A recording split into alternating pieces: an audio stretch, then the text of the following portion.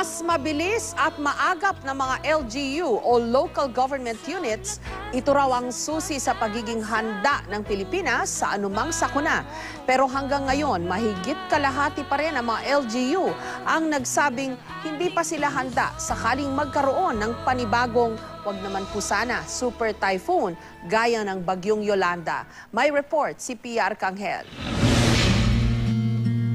Isang taon na matapos ang trahedya, sariwa pa rin kay Roderick ang sugat na pagkawala ng 6 na miyembro ng kanyang pamilya. Yung asawa ko, ako dalawang anak, hindi ko na hawakan pa, gilid. Pag ko, wala na, tabi ko, tangin na. Parang gusto mo nang wala rin. Kaya ang pangambang maulit ang trahedya, hindi pa rin humuhupa.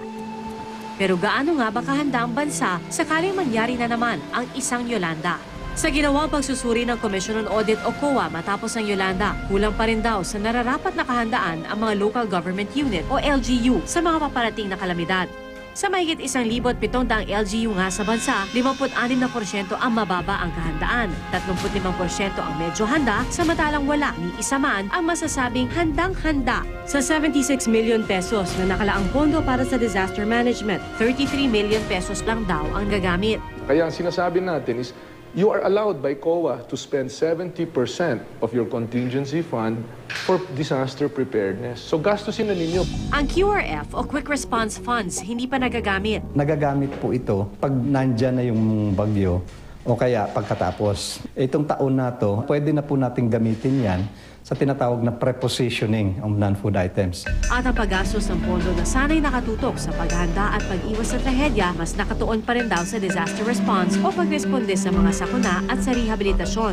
Dahil dito, sabi ng COA, madalas tuloy walang kalaban-laban ng bansa. Yung mga best practice, kinodifine natin at ginawa nating minimum critical preparation. Halimbawa, Cluster 1, security, lifeline, para hindi ba nalilito at time of stress and calamity. Sa pinakahuling tala, mahigit 800 lamang sa mahigit 1,500 syudad at munisipalidad sa bansa ang may Disaster Management Office. Yan ang parati nating gina-download, gina-guidance, at ini-encourage sa ating mga LGUs. Yung talagang first responder ay yung pinakamalapit sa komunidad, which is the LGU. Ang problema sa ating policy is wala tayong backup plan sa first responders.